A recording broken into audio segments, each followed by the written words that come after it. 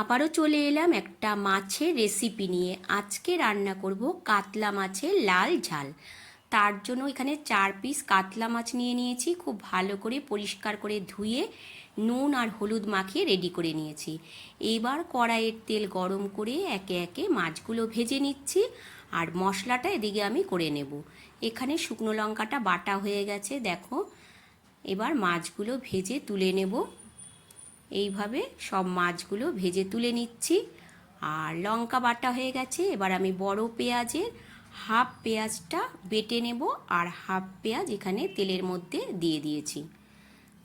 হালকা করে ভেজে নেব পেঁয়াজটা। পেঁয়াজ ভাজা হয়ে গেলে তারপর বেটে রাখা শুকনো লঙ্কা আর পেঁয়াজ বাটাটা দিয়ে দিলাম।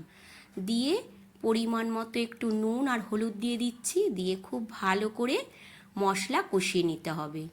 দেখো মশলা কষানো অনেকটাই হয়ে এসছে। মশলার থেকে তেলটা ছেড়ে গেলেই আমি এখানে দিয়ে দেব সামান্য জল। একদম মশলা কষানো হয়ে গেছে। এবার আমি ছোট বাটির 1 বাটি জল দিয়ে দিচ্ছি। এখানে আমি গরম জল দিয়ে দিলাম। দেখো গরম জলটা দিয়ে তারপর একটু ফুটিয়ে নিয়ে মাছগুলো একে একে দিয়ে দিচ্ছি। সব মাছগুলো দিয়ে আবারও কিছুক্ষণ ঝোলটা ফুটিয়ে নেব। ঝোল খুব ভালো করে ফুটে গেছে, জলটা অনেকটা টেনে গেছে। এবার আমি ওপর থেকে ছড়িয়ে দিলাম ধনেপাতা। এবার ধনেপাতাটা দিয়ে আবারও একটু ভালো করে মিশিয়ে নিচ্ছি।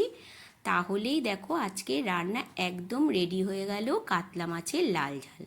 কেমন লাগলো রান্না?